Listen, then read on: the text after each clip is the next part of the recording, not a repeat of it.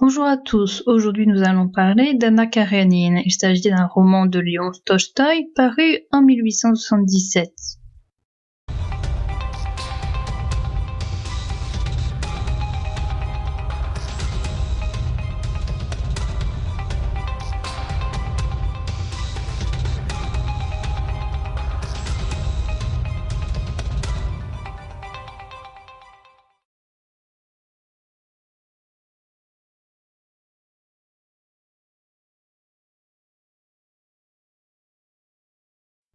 Stepan Arkadievitch Oblonsky, autrement appelé Stiva, a trompé sa femme avec l'institutrice de ses enfants. Cet homme rencontre Lévine. Il dit qu'il est venu pour demander la main de Kitty, la belle-sœur de Stepan. Stiva le prévient qu'il n'est pas le seul, il y a un certain Vronsky qui est également intéressé par Kitty. Kitty a 18 ans. Lévine rencontre une première fois Kitty en train de patiner et une seconde fois à une soirée. À cette soirée, il y a Kitty, Vronsky et Lévine. Lévine lui fait sa demande en mariage, mais elle lui répond par la négative car elle est sous le charme de Vronsky. À la gare, Vronsky va chercher sa mère. Il y rencontre Stiva qui va chercher sa sœur. Il s'agit d'Anna Karénine qui est la femme d'Alexis Alexandrovitch. C'est la première rencontre entre Alexis et Anna. Quand le train recule, un homme d'équipe se fait accidentellement écraser. Anna vient consoler Dolly de l'infidélité de son mari Stiva. Elle lui conseille de lui pardonner.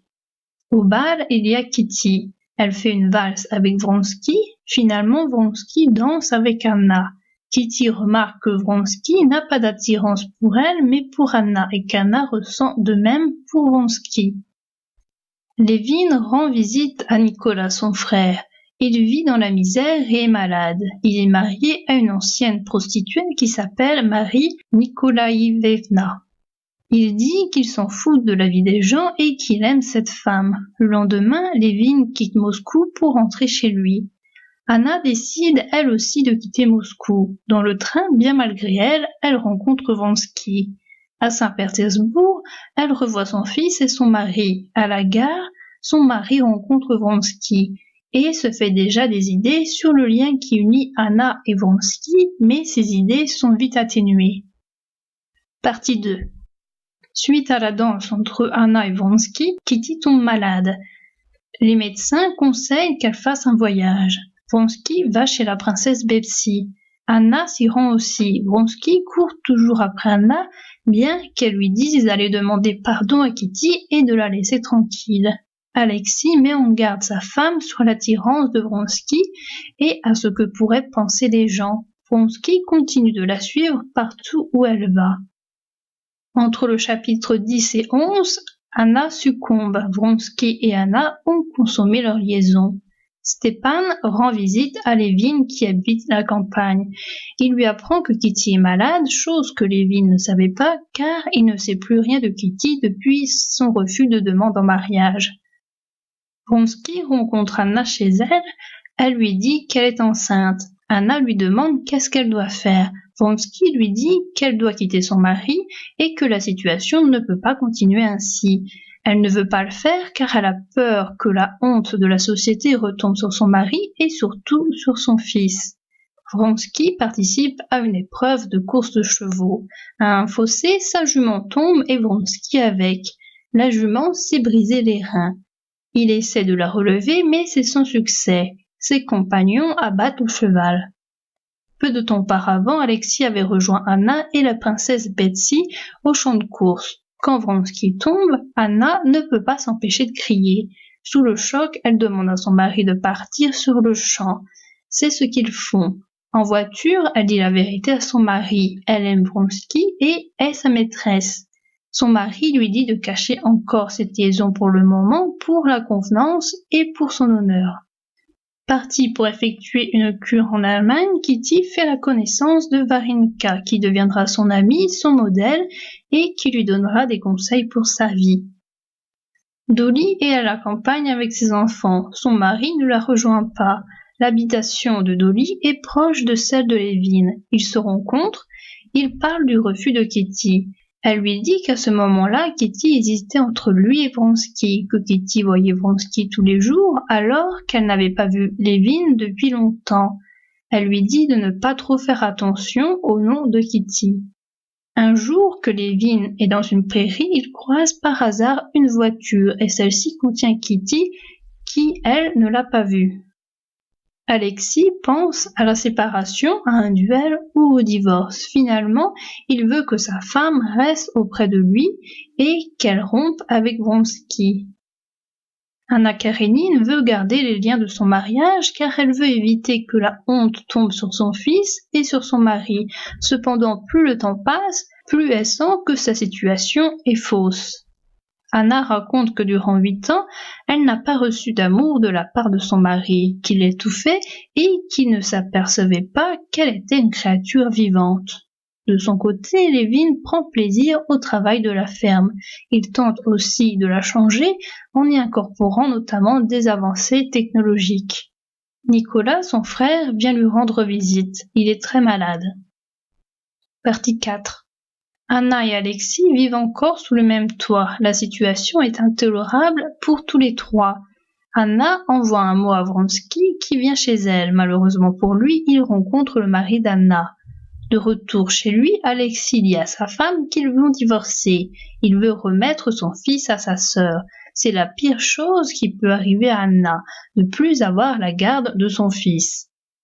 Alexis veut effectuer des démarches administratives pour commencer le divorce. Il se rend compte que c'est plus compliqué que prévu. Il rencontre Oblonsky. Ce dernier l'invite à dîner avec Kitty et Levin. Kitty et Levin se rencontrent à nouveau. Le courant passe. Kitty lui demande d'oublier et de pardonner en traçant des lettres à la craie. Anna met au monde son enfant qui est celui qu'elle a eu avec Vronsky. La petite fille ne va pas très bien. Elle n'a rien de physique, mais elle crie et elle est agitée. Anna est malade et frôle la mort. Alexis vient voir sa femme. Anna lui demande de lui pardonner. Alexis décide de le faire et de continuer sa vie aux côtés de sa femme. Vronsky, quant à lui, veut se suicider. La santé d'Anna s'améliore, elle ne supporte plus son mari, elle revoit Vronsky, le lien existe toujours entre eux, ils décident de partir tous les deux. Levin et Kitty se marient, ils vivent heureux. Kitty s'occupe du frère malade de Levin. Vronsky et Anna voyagent ensemble en France et en Italie. Anna veut revoir son fils. Elle sonne à son ancienne demeure, elle entre en profitant de l'ignorance du domestique quant à son identité. Elle revoit son fils dans sa chambre à qui on a dit que sa mère était morte. Partie 6. Anna fait beaucoup de scènes à Vronsky à chaque fois qu'il part. Partie 7. Anna souffre beaucoup et elle vit dans la solitude. Son divorce n'est pas encore prononcé et elle doute du fait de revoir un jour son fils. Anna est de plus en plus irritable. Elle ne veut pas d'enfant avec Vronsky, mais lui en veut avec elle. Complètement désespérée, Anna se suicide en se jetant sous un train. Partie 8. La fille d'Anna de Vronsky est donnée à Alexis. Au début du roman, on part d'une vie normale. On a une femme qui a un mari et qui rend visite à des gens. Tout va pour le mieux dans le meilleur des mondes. Le mari ne se plaint pas de sa femme, la femme ne se plaint pas de son mari. Ils ne semblent pas amoureux, mais cela semble leur convenir. Puis, en crescendo, la situation devient de pire en pire. Les âmes deviennent de plus en plus torturées. Anna finira par se suicider. On a 3 couples qui sont tous différents à leur manière. On a 2 mariages arrangés, des mariages sans amour. Il s'agit du couple Anna et Alexis, et également Dolly et Oblonsky. On a un mariage d'amour, il s'agit du couple Kitty et Levin. On a un couple avec une femme qui supporte tout de même sa situation et qui quelquefois n'a pas le courage de partir car elle préfère cette situation à celle de se retrouver toute seule. Le mari va voir ailleurs. Finalement, dans ce couple, chacun y trouve son compte. Il s'agit du couple Dolly et Oblonsky. On a un couple dont la femme et l'homme ne s'entendent plus, mais qui continue tout de même. Anna, dans ce cas-là, va voir ailleurs. Dans ce roman, en gros, on a un couple qui parvient à atteindre le bonheur, on a un autre couple qui se situe en dessous où c'est plus mitigé, et un troisième couple qui se situe encore en dessous et où tout le monde est malheureux. Les couples formés par Anna sont de loin les plus malheureux. Anna n'est pas heureuse dans son mariage, elle ne l'est pas non plus dans l'adultère. Si elle n'avait pas rencontré Vronsky, peut-être serait-elle restée avec son mari, peut-être qu'au final Vronsky a été le seul homme qu'elle a aimé, peut-être est-ce son insistance qui a fait tomber Anna amoureuse. Anna Karénine est mon personnage préféré. Anna est un personnage complexe qu'il est difficile de résumer. On se rend bien compte que c'est un personnage torturé. Quasiment depuis le début, sa vie est foutue car elle a deux solutions dont aucune n'est complètement confortable pour elle. Soit elle reste avec son mari et elle vit une existence monotone avec un homme qui ne s'occupe pas bien d'elle, soit elle vit une liaison avec Vronsky, mais elle est rejetée de la société et surtout elle perd son fils.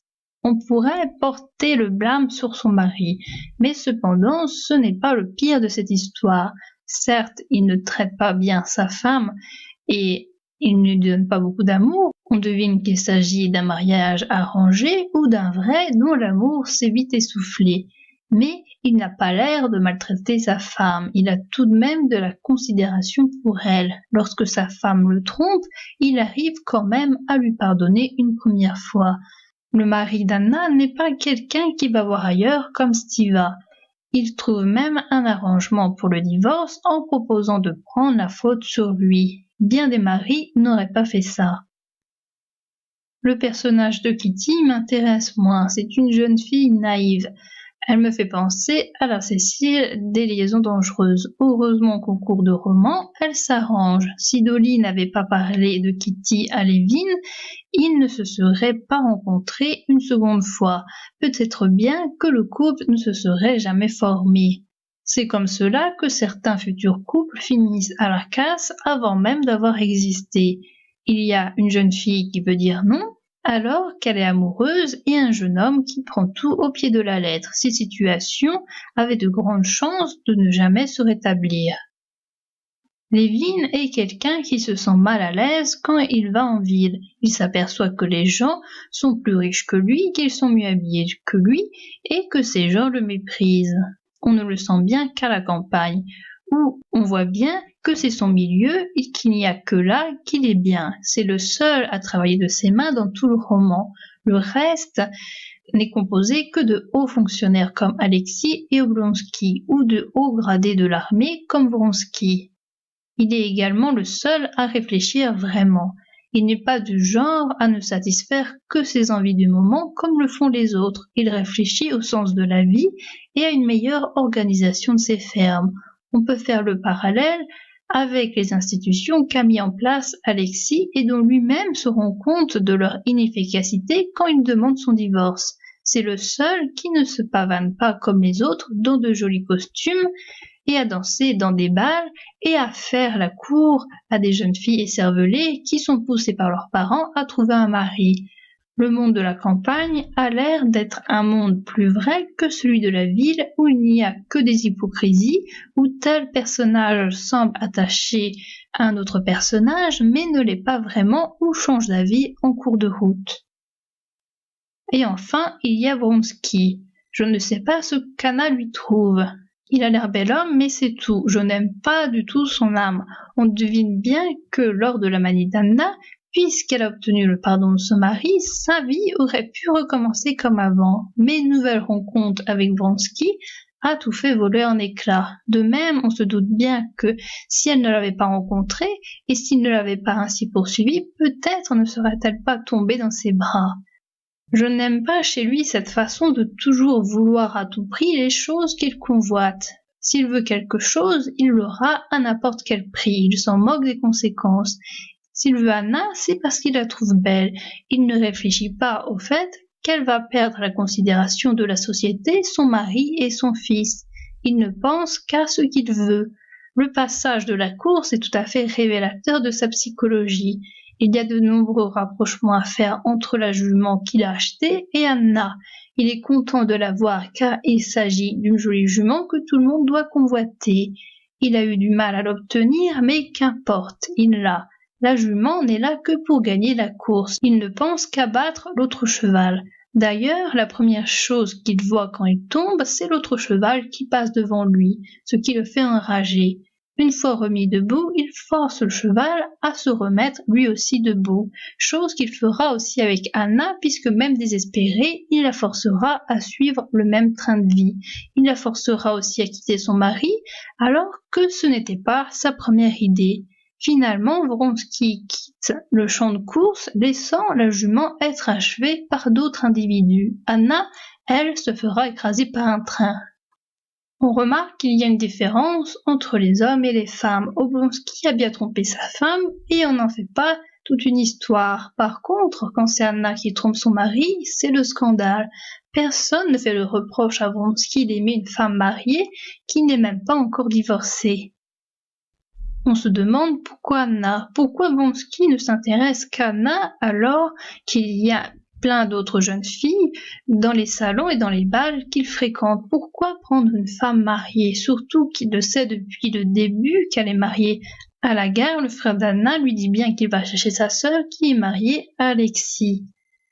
La position d'Anna est difficile car d'un côté il y a ce qu'elle veut faire, c'est-à-dire vivre avec l'homme qu'elle aime, et de l'autre côté il y a le fait qu'elle veut respecter les règles de la société, c'est-à-dire être fidèle à son mari.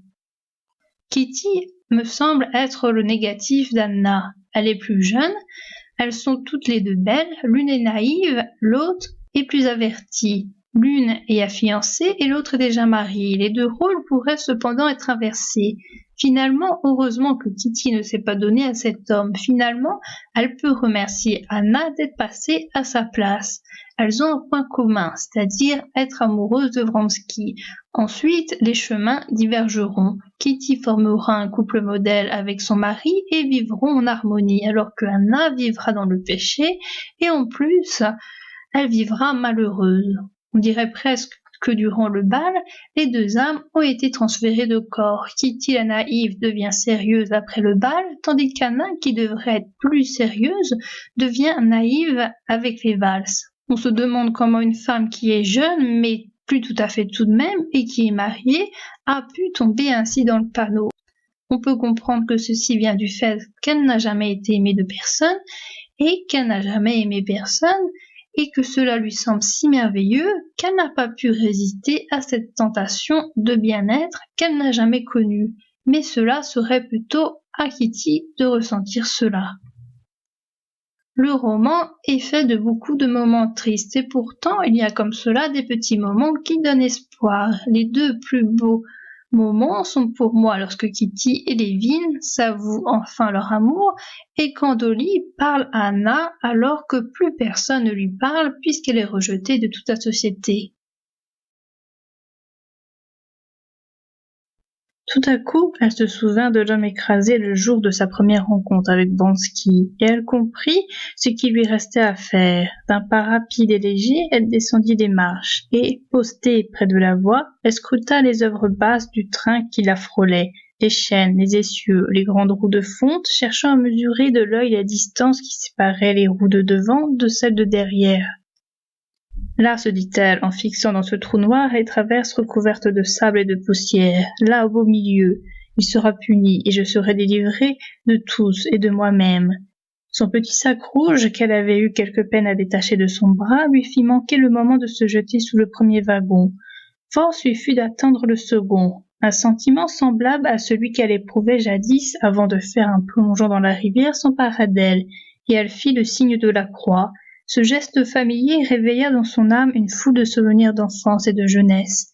Les minutes heureuses de sa vie scintillèrent un instant à travers les ténèbres qui l'enveloppaient. Cependant, elle ne quittait pas des yeux le wagon, et lorsque le milieu entre les deux roues apparut, elle rejeta son sac, rentra sa tête dans les épaules et, les mains en avant, se jeta sur les genoux sous le wagon, comme prête à se relever. Elle eut le temps d'avoir peur. Où suis-je? Que fais-je? Pourquoi? Pensa-t-elle, faisant effort pour se rejeter en arrière. Mais une masse énorme, inflexible, la frappa à la tête et l'entraîna par le dos. Seigneur, pardonnez-moi, murmura-t-elle, sentant l'inutilité de la lutte. Un petit homme, marmottant dans sa barbe, tapotait le fer au-dessus d'elle, et la lumière qui, pour l'infortuné, avait éclairé le livre de la vie, avec ses tourments, ses trahisons et ses douleurs, brilla soudain d'un plus vif éclat, illumina les pages demeurées jusqu'alors dans l'ombre, puis crépita, vacilla et s'éteignit pour toujours.